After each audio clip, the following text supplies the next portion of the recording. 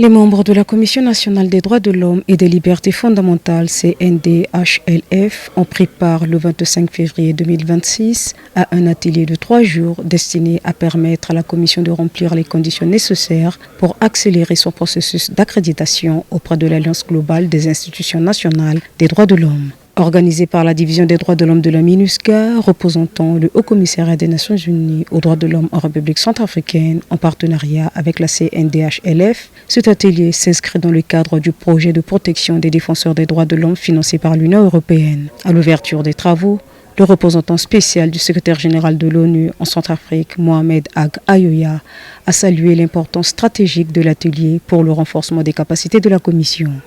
Les droits de l'homme ne sont pas un secteur parmi d'autres. Il constitue le socle même de l'ensemble du processus de paix. L'objectif d'accréditation au statut A, conformément au principe de Paris, revêt à cet égard une importance particulière.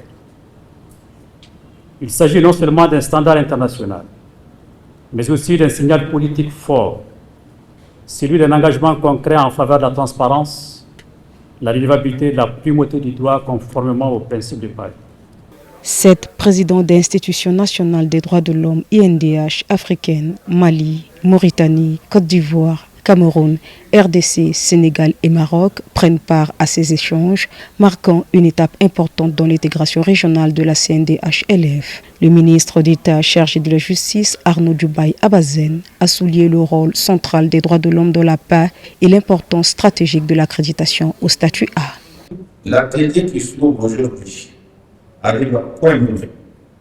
Renforcer ses capacités techniques sur les mécanismes internationaux et régionaux de protection des droits de l'homme et utiliser les recommandations et les mécanismes dans un cadre stratégique pour apprendre de manière approfondie le fonctionnement des mécanismes internationaux et régionaux, leurs exigences procédurales, permettra sans doute à la Commission nationale des droits de l'homme et de la défense africaine de faire un pas important vers ce projet.